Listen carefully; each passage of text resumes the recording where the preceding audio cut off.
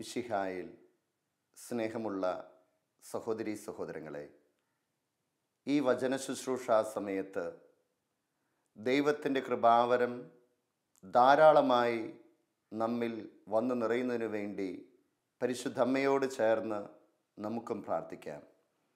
നന്മ നിറഞ്ഞ മറിയമേ സ്വസ്തി, കർത്താവ് അങ്ങയുടെ കൂടെ, സ്ത്രീകളിൽ അങ്ങ് അനുഗ്രഹിക്കപ്പെട്ടവളാകുന്നു. അങ്ങയുടെ ഉദരത്തിൻ്റെ ഫലമായ ഈശോ അനുഗ്രഹിക്കപ്പെട്ടവനാകുന്നു. പരിശുദ്ധ മറിയമേ തമ്പുരാൻ്റെ അമ്മേ, പാപികളായ ഞങ്ങൾക്ക് വേണ്ടി ഇപ്പോഴും ഞങ്ങളുടെ മരണസമയത്തും തമ്പുരാനോട് അപേക്ഷിച്ചു കൊള്ളണമേ. ആമേൻ. സ്നേഹമുള്ളവരെ, വിശുദ്ധ പൗലോസ് ശ്ലീഹ തൻ്റെ ലേഖനങ്ങളിൽ പലയിടങ്ങളിലായി പ്രതിപാദിച്ചിരിക്കുന്ന ഒരു വിഷയമാണ് ആത്മീയ കായിക അഭ്യാസിയെക്കുറിച്ച്. എന്താണ് വിശുദ്ധ പൗലോസ് ശ്ലീഹ ഒരു കായിക അഭ്യാസിയെ പോലെ ഒരു ജീവിതം ഒരു ക്രിസ്ത്യാനി നയിക്കണമെന്ന് തൻ്റെ വചനങ്ങളിലൂടെ, തൻ്റെ എഴുത്തുകളിലൂടെ പ്രത്യേകമായിട്ടുള്ള പ്രബോധനം നൽകുവാനായിട്ടുള്ള കാരണം? വിശുദ്ധ പൗലോസ് ശ്ലീഹ തൻ്റെ ലേഖനങ്ങൾ എഴുതുമ്പോൾ ആ ലേഖനങ്ങളുടെ പിന്നാമ്പുറത്ത് ഇങ്ങനെയുള്ളൊരു വിചാരം പൗലോസിൻ്റെ മനസ്സിൽ കടന്നുകൂടിയിട്ടുണ്ടാകണം. ഗ്രീക്ക് സംസ്കാരത്തിലും റോമൻ സംസ്കാരത്തിലും മല്ലയുദ്ധം നടത്തുന്ന, കായികാഭ്യാസം നടത്തുന്ന പോരാളിയെക്കുറിച്ച് അല്ലെങ്കിൽ പടയാളിയെക്കുറിച്ചുള്ള നല്ല വിചാരങ്ങൾ തൻ്റെ ലേഖനങ്ങളിലേക്കും വിശുദ്ധ പൗലോസ് ശ്ലീഹ പകർത്തുകയായിരുന്നു എന്ന് വേണം അനുമാനിക്കാൻ. പക്ഷേ അത് സാധാരണ ഒരു കായിക അഭ്യാസിയെക്കുറിച്ചെന്ന പോലെയോ സാധാരണ ഒരു ഓട്ടക്കാരൻ എന്ന പോലെയോ അല്ല, മറിച്ച് തൻ്റെ വിശ്വാസം സംരക്ഷിക്കാൻ വിശ്വാസത്തിന് വേണ്ടിയുള്ള ഒരു പോരാട്ടം എന്ന പോലെ, വിശ്വാസത്തിന് വേണ്ടിയുള്ള ഒരു ഓട്ടം എന്ന പോലെ പൗലോസ് ശ്ലീഹ തൻ്റെ ജീവിതവും ഒരു ക്രിസ്ത്യാനിയുടെ ജീവിതവും ഒരു ക്രിസ്തുവിൽ ആഴമായി വേരുറപ്പിക്കപ്പെട്ടവൻ്റെ ജീവിതവും അങ്ങനെ തന്നെയാകണമെന്ന് പൗലോസ് ശ്ലീഹ ഓർമ്മിപ്പിച്ചു തരികയാണ്. പൗലോസ് ശ്ലീഹ തൻ്റെ വചനങ്ങളിലൂടെ, തൻ്റെ ലേഖനങ്ങളിലൂടെ മറ്റുള്ളവരുമായി തൻ്റെ ആത്മീയ പോരാട്ടം എങ്ങനെയാണ് നടത്തേണ്ടത് എന്ന് പല രീതിയിൽ പ്രതിപാദിക്കുന്നുണ്ട്. ചില വചനങ്ങൾ ശ്രദ്ധിക്കുക. തിമോത്തിയോസിന് എഴുതിയ 2-ാം ലേഖനം 2-ാം അധ്യായം 5-ാം തിരുവചനം. അവിടെ പറയുന്നത് ഇപ്രകാരമാണ്: നിയമാനുസൃതം മത്സരിക്കാത്ത ഒരു കായിക അഭ്യാസിക്കും കിരീടം ലഭിക്കുകയില്ല. ഒരു കായിക അഭ്യാസിയെക്കുറിച്ച് മുൻനിർത്തിക്കൊണ്ട് അവൻ എങ്ങനെയാണ് മത്സരിക്കേണ്ടതെന്നും എങ്ങനെയാണ് ഓടേണ്ടതെന്നും എങ്ങനെയാണ് വിജയം കൈവരിക്കേണ്ടതെന്നും പൗലോസ് ശ്ലീഹ ഓർമ്മിപ്പിച്ചു തരികയാണ്.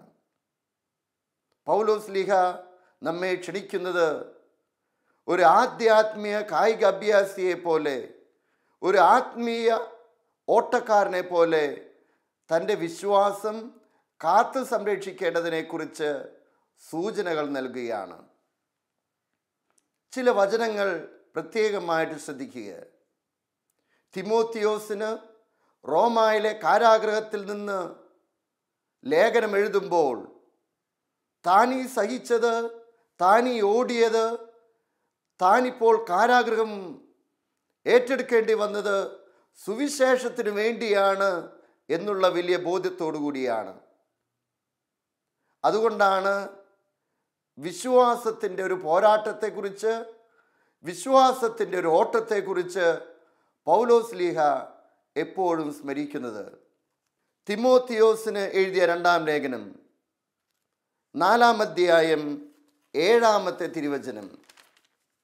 നമ്മൾ പലപ്പോഴും ഒരു ക്രിസ്ത്യാനിയുടെ മൃതസംസ്കാര ശുശ്രൂഷയിൽ പങ്കുചേരുമ്പോൾ അതിലെ ഏറ്റവും മനോഹരമായ ഒരു രംഗമായി, ഒരു മനോഹര കാര്യമായി നമ്മൾ കാണുന്നത് അവസാനം വിജയസമ്മാനിതനായി, വിജയശ്രീലാളിതനായി മുടിചൂടുന്ന ഒരു വ്യക്തിയെക്കുറിച്ചുള്ള കാര്യങ്ങളാണ്. പൗലോസ് ലീഹ തിമോത്തിയോസിന് എഴുതിയ 2-ാം ലേഖനം 4-ാം അധ്യായം 7-ാമത്തെ തിരുവചനം. എൻ്റെ വേർപാടിൻ്റെ സമയം സമാഗതമായി, ഞാൻ നന്നായി പൊരുതി, എൻ്റെ ഓട്ടം ഞാൻ പൂർത്തിയാക്കി. പൗലോസിയ തുടർന്ന് പറയുകയാണ്, ഞാൻ നന്നായിട്ട് ഓടിയിട്ടുണ്ട്, ഞാൻ നന്നായിട്ട് പോരാടിയിട്ടുണ്ട്, അങ്ങനെ എൻ്റെ വിശ്വാസം ഞാൻ കാത്തു സംരക്ഷിച്ചിട്ടുണ്ട്. എന്നിട്ട് വലിയ പ്രത്യാശയോടുകൂടെ പൗലോസ് ലീഹ കൂട്ടിച്ചേർക്കുകയാണ്, എനിക്കായി നീതിയുടെ കിരീടം ഒരുക്കിയിരിക്കുന്നു, നീതിപൂർവം വിധിക്കുന്ന കർത്താവ് ആ ദിവസം അത് എനിക്ക് സമ്മാനിക്കും. വിശ്വാസത്തിനു വേണ്ടി, സുവിശേഷത്തിനു വേണ്ടി നല്ല ഓട്ടം ഓടിയതിനെക്കുറിച്ച് പൗലോസ് ലീഹ ധീരമായിട്ടുള്ളൊരു പ്രസ്താവന നടത്തുകയാണ്. ഇനിയും നമുക്ക് കാണുവാനായിട്ട് സാധിക്കും തിരുവചനങ്ങളിലൂടെ പൗലോസ് ലീഹ എങ്ങനെയാണ് ഒരു കായിക അഭ്യാസിയെ പോലെ ഒരു ആത്മീയ ഓട്ടക്കാരനായി മാറിയത് എന്ന് തിരുവചനം നമ്മെ ഓർമ്മിപ്പിച്ചു തരുന്നുണ്ട്. തിമോത്തിയോസിന് എഴുതിയ 1-ാം ലേഖനം 6-ാം അധ്യായം 12-ാം തിരുവചനം പൗലോസ് ലീഹ പറയുന്നത് ഇപ്രകാരമാണ്, വിശ്വാസത്തിൻ്റെ നല്ല പോരാട്ടം നടത്തുകയും നിത്യജീവനെ മുറുകെ പിടിക്കുകയും ചെയ്യുക. വിശ്വാസത്തിൻ്റെ നല്ല പോരാട്ടം നടത്തി, നല്ല ഓട്ടം നടത്തി നിത്യജീവനെ മുറുകെ പിടിക്കാൻ പൗലോസ് ലീഹ ഉത്ബോധിപ്പിക്കുകയാണ്. നിത്യജീവനിലേക്ക് നീ പ്രവേശിക്കണമോ? അങ്ങനെയെങ്കിൽ നീ നല്ല ഓട്ടം നടത്തണം. സാധാരണ ഒരു ഓട്ടക്കാരനെ പോലെയല്ല, സാധാരണ ഒരു കായികാഭ്യാസിയെ പോലെയല്ല. സമ്മാനം വാങ്ങിക്കണമെന്നുള്ള ദൃഢനിശ്ചയത്തോടെയുള്ള ഒരു ഓട്ടക്കാരനെ പോലെ, ഒരു കായികാഭ്യാസിയെ പോലെ ആയിരിക്കണം നീയും വിശ്വാസത്തിൻ്റെ പോരാട്ടം നടത്തേണ്ടത് എന്ന് പൗലോസ് ലീഹ വ്യക്തമായി ഓർമ്മിപ്പിച്ചു തരികയാണ്. വിശുദ്ധ പൗലോസ് ലീഹ കൊറിന്തോസുകാർക്ക് എഴുതിയ 1-ാം ലേഖനം 9-ാം അധ്യായം 24 മുതലുള്ള തിരുവചനങ്ങൾ. അവിടെ പൗലോസ് ലീഹ വിവക്ഷിക്കുന്നത് എന്താണെന്ന് നമ്മൾ പഠിക്കേണ്ടിയിരിക്കുന്നു. അവിടെ പറയുന്നത് ഇപ്രകാരമാണ്, മത്സരക്കളത്തിൽ എല്ലാ ഓട്ടക്കാരും ഓടുന്നെങ്കിലും സമ്മാനാർഹനാകുന്നത് ഒരുവൻ മാത്രമാണെന്ന് നിങ്ങൾക്കറിഞ്ഞുകൂടെ. ഓട്ടമത്സരം നടക്കുമ്പോൾ ഒരു വ്യക്തി മാത്രമല്ലല്ലോ ഓടുന്നത്. പക്ഷേ പലരും ഓടിയിട്ട് ഒരാൾ മാത്രമാണ് സമ്മാനാർഹനാകുന്നത് എന്ന് എല്ലാവർക്കും അറിവുള്ളതാണല്ലോ. അതിൻ്റെ അടിസ്ഥാനത്തിൽ പൗലോസ് ലീഹ ഓർമ്മിപ്പിക്കുകയാണ്, ആകയാൽ സമ്മാനം ലഭിക്കുന്നതിനായി നിങ്ങൾ ഓടുവിൻ. നിത്യജീവനാകുന്ന സമ്മാനം, നിത്യ കിരീടമാകുന്ന സമ്മാനം ലഭിക്കുന്നതിനായി നല്ല ഓട്ടം നടത്തണമെന്ന് പൗലോസ് ലീഹ ഓർമ്മിപ്പിച്ചു തരികയാണ്. എന്നിട്ട് പറയുകയാണ്, നല്ല ഓട്ടം നടത്തണമെങ്കിൽ അവൻ്റെ ജീവിതത്തിൽ ചില കാര്യങ്ങൾ അനുവർത്തിക്കണമെന്ന് പൗലോസ് ലീഹ സൂചന നൽകുകയാണ്. എന്നിട്ട് പൗലോസ് ലീഹ കൊറിന്തോസുകാർക്ക് എഴുതിയ 1-ാം ലേഖനം 9-ാം അധ്യായം 25-ാം തിരുവചനത്തിലൂടെ നൽകുന്ന സൂചന ശ്രദ്ധിക്കുക. കായികാഭ്യാസികൾ എല്ലാ കാര്യത്തിലും ആത്മനിയന്ത്രണം പാലിക്കുന്നു. ശരിയാണത്. ലക്ഷ്യത്തിനു വേണ്ടി അല്ലെങ്കിൽ മത്സരത്തിൽ പങ്കെടുക്കുന്ന ഒരു കായികാഭ്യാസി കിരീടം ലഭിക്കുന്നതിനു വേണ്ടി എത്രമാത്രമാണ് അവൻ്റെ ശരീരത്തെ തന്നെ അവൻ ശ്രദ്ധിക്കുന്നത്, സൂക്ഷിക്കുന്നത് എന്ന് മനസ്സിലാക്കുക.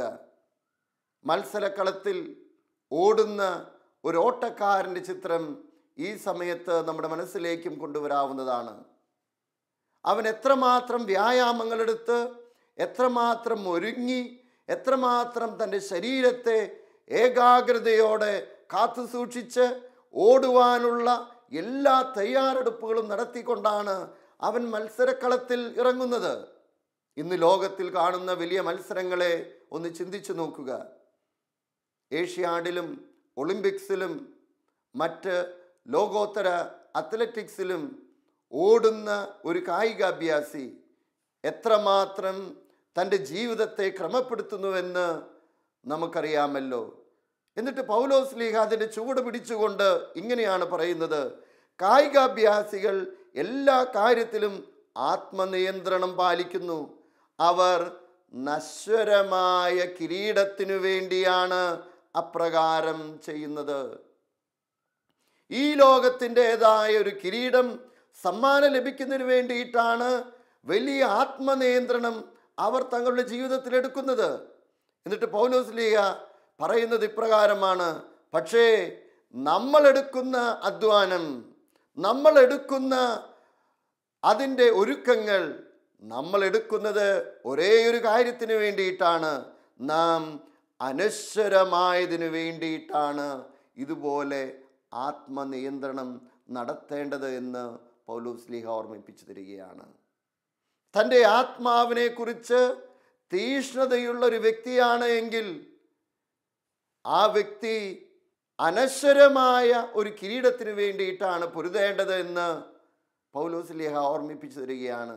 അതുകൊണ്ടാണല്ലോ നമ്മൾ പലപ്പോഴും വിശുദ്ധ ഇഗ്നേഷ്യസിൻ്റെയും വിശുദ്ധ ഫ്രാൻസിസ് സേവ്യറിൻ്റെയും ജീവിതത്തെ മാറ്റുരച്ച് നോക്കുമ്പോൾ പലപ്പോഴും നമ്മൾ ഇങ്ങനെ പറയാറുള്ളത്: വിശുദ്ധ ഇഗ്നേഷ്യസ് തൻ്റെ ആദ്യകാലങ്ങളിൽ ഫ്രാൻസിസ് സേവ്യറിനോട് ഇങ്ങനെ ചോദിക്കുമായിരുന്നത്രേ: നീ ലോകം മുഴുവൻ നേടിയാലും നിന്റെ ആത്മാവിനെ നഷ്ടപ്പെടുത്തി കഴിഞ്ഞാൽ നിനക്ക് എന്ത് ഫലമാണ് നിനക്ക് ലഭിക്കുക? നീ ലോകത്തിൻ്റെ പലതരത്തിലുള്ള ഓട്ടങ്ങളിൽ നീ വ്യാപൃതനായിരിക്കും.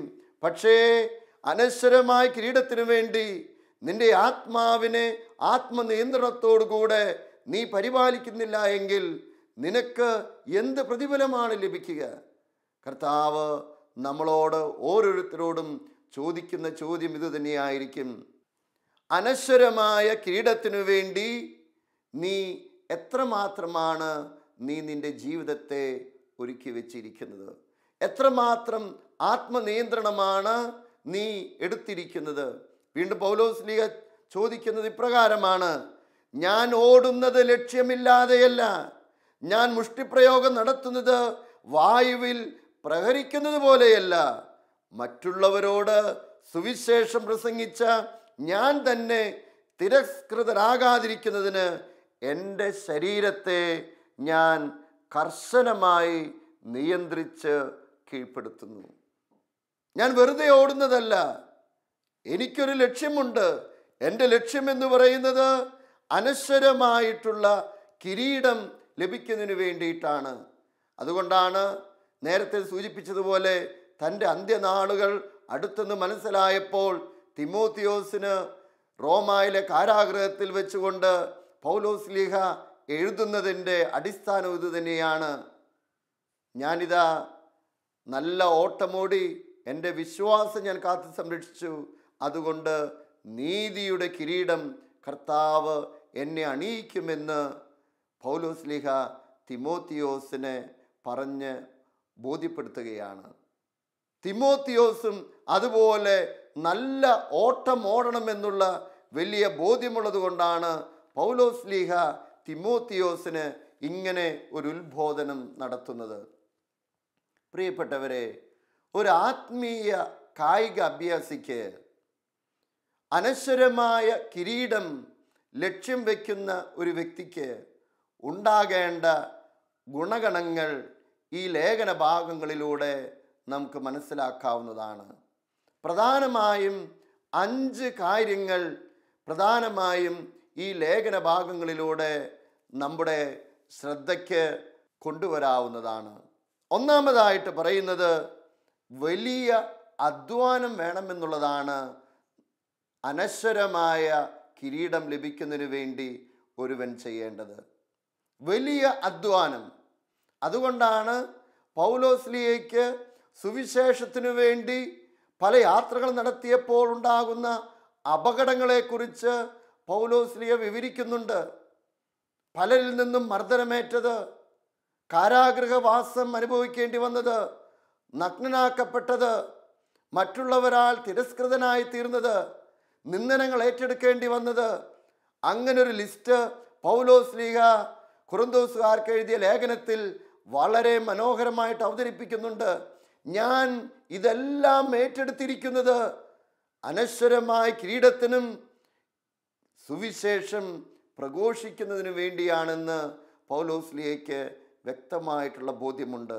അതുകൊണ്ടാണ് ഇങ്ങനെ ഒരു ആത്മീയ കായികാഭ്യാസിയായി നമ്മൾ ഓരോരുത്തരും മാറണമെങ്കിൽ വലിയ അധ്വാനം അതിൻ്റെ പുറകിലുണ്ട്. വലിയ അധ്വാനം എടുക്കാത്തൊരു വ്യക്തിക്ക് അനശ്വരമായ കിരീടം ലഭിക്കുവാനായിട്ട് സാധിക്കുകയില്ല എന്ന് പൗലോസ്ലിയ ഓർമ്മിപ്പിച്ചു തരികയാണ്. രണ്ടാമത്തെ ഗുണമായിട്ട് പറയേണ്ടത് ത്യാഗസന്നദ്ധതയാണ്. ആദ്യത്തേത് വലിയ അധ്വാനമാണ് എങ്കിൽ രണ്ടാമതായി ഇങ്ങനെയുള്ള ഒരു കായികാഭ്യാസിക്ക്, ഒരു ആത്മീയ കായികാഭ്യാസിക്ക് വേണ്ടത് ത്യാഗസന്നദ്ധതയാണ്. പലതും ഉപേക്ഷിക്കേണ്ടതായിട്ട് വരും. ഈ ലോകത്തിൻ്റെ പല സുഖങ്ങളും ഈ ലോകത്തിൻ്റെതായ ചിന്തകളും ജീവിത രീതികളും ഉപേക്ഷിക്കേണ്ടതായിട്ട് വരും. അങ്ങനെയുള്ളൊരു ഉപേക്ഷയെക്കുറിച്ച് പൗലോസ്ലീഹ വ്യക്തമായിട്ട് പഠിപ്പിക്കുന്നുണ്ട്.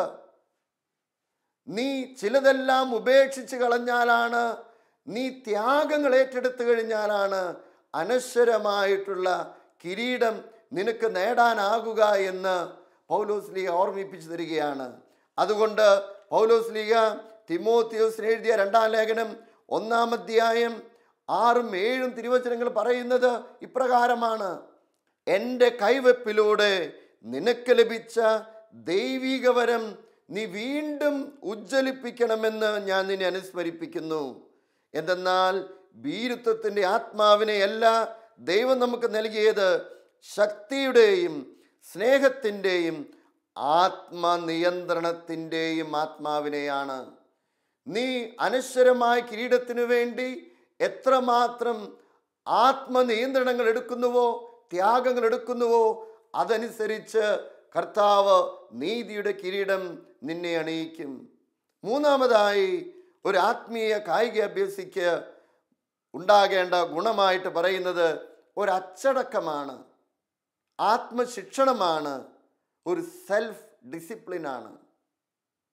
വ്യക്തിപരമായ ഒരു ആത്മശിക്ഷണമില്ലാതെ, ഒരു അച്ചടക്കമില്ലാതെ ഒരു ആത്മീയ കായികാഭ്യാസിക്ക് കിരീടം നേടാനായിട്ട് സാധിക്കുകയില്ല എന്ന് പൗലോസ്ലീഹ ഓർമ്മിപ്പിച്ചു തരികയാണ്. ആത്മീയ പോരാട്ടം നടത്താൻ, വിശ്വാസത്തിന് വേണ്ടിയുള്ള പോരാട്ടം നടത്താൻ ആരൊക്കെ തയ്യാറാകുന്നുവോ അവർക്ക് ആവശ്യമായി ഉണ്ടാകേണ്ട ഒരു ഗുണമായിട്ട് പൗലോസ്ലീഹ ഓർമ്മിപ്പിച്ചു തരുന്നത്, നിന്റെ ജീവിതത്തിൽ ഒരു അച്ചടക്കമുണ്ടാകണം, ആത്മീയമായിട്ടുള്ള ഒരു ശിക്ഷണം നീ സ്വീകരിക്കണം. അതനുസരിച്ച് മാത്രമാണ് നീ നീതിയുടെ കിരീടം, നിത്യകിരീടം അണിയുവാനായി നിത്യജീവിതത്തിലേക്ക് പ്രവേശിക്കാനായിട്ട് പോകുന്നത്. നാലാമത്തെ ഒരു ഗുണമായിട്ട് പൗലോസ്ലീഹ ഓർമ്മിപ്പിച്ചു തരുന്നത് നിശ്ചയദാർഢ്യമാണ്. നല്ല നിശ്ചയദാർഢ്യമുണ്ടാകണം. ഞാൻ ഒരു മത്സരക്കളത്തിലാണെന്നും ഒരു ആത്മീയ പോരാട്ടത്തിലാണെന്നും ഈ ലോകത്തിൻ്റെ കാര്യങ്ങളിലല്ല എൻ്റെ ശ്രദ്ധ പതിയേണ്ടതെന്നും ഉള്ള വലിയ ഒരു നിശ്ചയദാർഢ്യമുണ്ടാകണം. അതുകൊണ്ടാണ് പൗലോസ്ലീഹ വീണ്ടും നമ്മെ ഓർമ്മിപ്പിച്ചു തരുന്നത്, ഞാൻ വായുവിൽ മുഷ്ടി ചുരുട്ടുന്നവനെ പോലെയല്ല, ഞാൻ നല്ല ലക്ഷ്യത്തോടു കൂടിയിട്ടാണ് ഓടുന്നത്. എൻ്റെ ലക്ഷ്യം എന്ന് പറയുന്നത് നിത്യകിരീടമാണ്. ആ നിത്യകിരീടത്തെ ലക്ഷ്യമാക്കിക്കൊണ്ടാണ് ഞാൻ ഓടുന്നത് എന്ന് പൗലോസ്ലീഹ വ്യക്തമായി നമുക്ക് സൂചന നൽകുന്നുണ്ട്. അവസാനമായി ഇങ്ങനെ ഒരു ആത്മീയ കായികാഭ്യാസിക്ക് വേണ്ടുന്ന വലിയ ഗുണമായിട്ട് പറയേണ്ടത് വിജയത്തിനു വേണ്ടിയുള്ള സ്ഥിരോത്സാഹമാണ്. വിജയത്തിനു വേണ്ടിയുള്ള സ്ഥിരോത്സാഹം. സ്ഥിരോത്സാഹം എന്ന വാക്ക് തന്നെ നമ്മെ ഓർമ്മിപ്പിച്ചു തരുന്നത് അതൊരു ദിവസത്തേക്ക് വേണ്ടിയല്ല, ഒരു മാസത്തേക്ക് വേണ്ടിയല്ല, ഒരു വർഷത്തേക്ക് വേണ്ടിയല്ല. ജീവിതത്തിലുടനീളം ഈ സ്ഥിരോത്സാഹം നിത്യകിരീടത്തിന് വേണ്ടി, വിജയത്തിന് വേണ്ടിയുള്ള ഒരു സ്ഥിരോത്സാഹം ഉണ്ടാകണമെന്ന് പൗലോസ്ലീഹ ഓർമ്മിപ്പിച്ചു തരികയാണ്. സ്നേഹമുള്ളവരെ, പൗലോസ്ലീഹ നമ്മെ പഠിപ്പിക്കുന്നൊരു സത്യമുണ്ട്. നീയും സാധാരണ ഒരു കായിക അഭ്യാസിയെ പോലെയല്ല ആകേണ്ടത്, മറിച്ച് ആത്മീയ പോരാട്ടം നടത്തുന്ന, വിശ്വാസത്തിനു വേണ്ടി ഉജ്ജ്വലമായ മുന്നേറ്റം നടത്തുന്ന ഒരു പോരാളിയെ പോലെ, നല്ല ഒരു ഓട്ടക്കാരനെ പോലെ നീയും ആയിത്തീരണമെന്ന് പൗലോസ്ലീഹ ഓർമ്മിപ്പിച്ചു തരുന്നു. നമുക്ക് പ്രാർത്ഥിക്കാം. നല്ല ഈശോയെ, വലിയ നിശ്ചയദാർഢ്യത്തോടെ, സ്ഥിരമായ വിശ്വാസത്തോടുകൂടെ, ഉജ്ജ്വലമായ വിജയം നേടണമെന്നുള്ള ആഗ്രഹത്തോടെ നിത്യകിരീടത്തിനായി, നിത്യജീവനായി നല്ല മോട്ടം ഓടുവാൻ എന്നെയും പഠിപ്പിച്ചു തരണമേ. നിത്യം പിതാവും പുത്രനും പരിശുദ്ധാത്മാവുമായ സർവേശ്വര എന്നേക്കും. ആമേൻ.